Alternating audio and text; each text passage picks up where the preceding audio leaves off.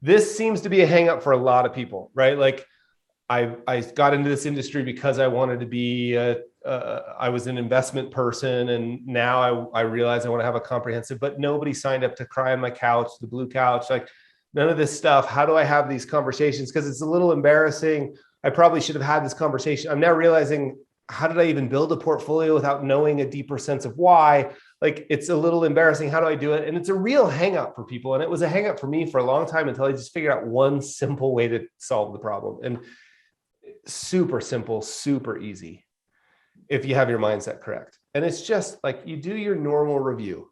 So maybe on our way in this discussion, we can peg that way far, the life insurance example. Like, maybe you just do a normal life insurance review, right? Like, hey, I realized you bought this life insurance product 4 years ago. You know, we're implementing some new things around here. We want everybody to come in once a year just to make sure that, you know, we've taken care of your needs. Like, you do your normal review, the normal review. And you just save 10 minutes at the end. And at the end of the agenda, you say, now, first, I want to start from the perspective of, this is more adjacent, like the investment person. Then we'll have to back up a little bit. But the investment person, you just save 10 minutes. You do your portfolio. Like, this is what it would be, right? Like, quarterly performance report. I've been doing those for 10 years. Do it, right? Do that. Sometimes we get all worried that we have to make some big announcement. Like, I think the thing I wouldn't want to do here is announce, we are now comprehensive financial planners who want to play a central role. I wouldn't make a big announcement. Even if it was more adjacent, I would just show, and I wouldn't tell. And the way to show them is do your normal thing, the thing you've been doing in the portfolio thing. It's like the performance review. Save 10 minutes at the end. If you have to put it on the agenda, just put a conversation, right? Save 10 minutes and say, Michael, we've been working together for 3 years, 2 months, 20 years, whatever. We've been working together for 3 years.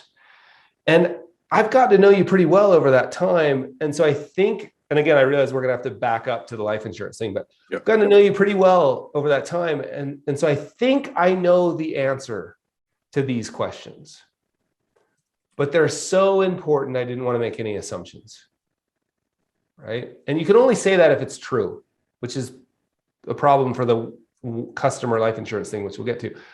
I think I know the answer to these questions, but they're so important, I didn't want to make any assumptions. So Michael, and then dive into basically your first meeting question, your new first meeting, right? For me, it would be, Michael, tell me why is money important to you, right? For Dan Sullivan, it would be, Michael, I was just thinking about this. If we were meeting 3 years from today, what would need to happen financially in order for you to feel like the last 3 years have been a success? Whatever it is your question is, just dive into it and then listen, do all the things you would normally do, ask follow-up questions, and then say, gosh, Michael, thank you. Like I said, I thought I knew, but you know what? That actually informs some of the work we'll do. So would it be okay if when we meet next time, I reference back to this conversation? You may learn some things where you even need to say, gosh, Michael, I learned some things here that I want to go back and look at our investments through that lens. Is that okay? And I think it might even be worth it. Let's get together in a couple of weeks and I'll tell you what I see, because we might want to make some changes, right? Like, depending on what you learn, you can adjust what's the next step, because it could just be, thanks for that. Next time we meet, I'll make sure I bring that up again. So that's been hugely helpful. No big deal. You don't need to make a big thing. So how do we do that with the life insurance people, right?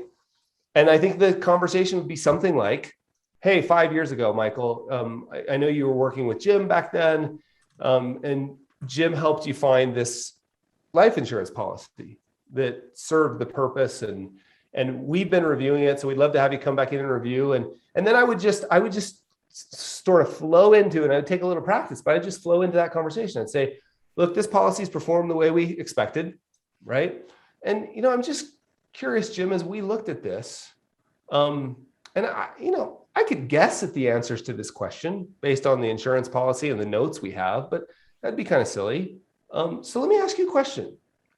If we were meeting 3 years from today, right? Just dive straight into your question. I think the other option would be to say, we bought this firm, bunch of life insurance clients. we're financial planners. Let me walk you through it. But that feels to me too hand wavy. That's the only word I can come up with, right? So that's how I would do it, is I would just slowly start the process of building a relationship of trust. The easiest way to build a relationship of trust is not to talk, but to ask really good questions and listen. Diagnose slowly, right? Slowly. And don't make any huge declarations would be my approach.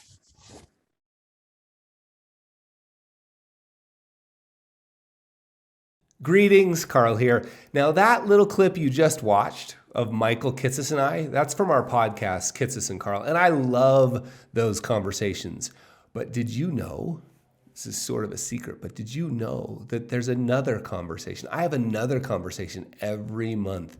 It's a private conversation that you can only hear in my membership program at the Society of Advice. It's called The Membership. So here's the deal. I invite one of my favorite people every month. I actually kind of refer to it as Carl Talks to Smart People. So I invite a really smart, impactful person. Sometimes these are really well-known authors and thinkers. Sometimes it's obscure people you'll never have heard of, but I promise you will be massively insightful. And I invite them to have a conversation with me about 3 things. Number 1, the craft of advice. And remember, these are almost always people from outside the financial services industry. So how to give better advice.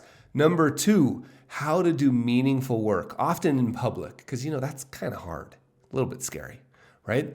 And number 3, how to be a better human, because I believe if we want to be better advisors, the best way to start is be better humans, right?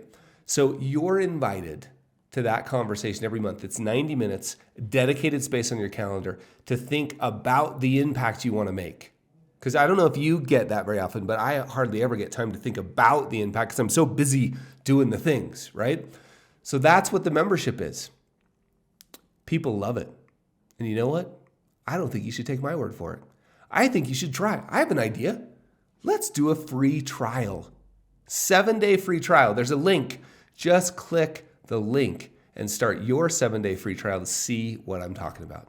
Thanks, my friend.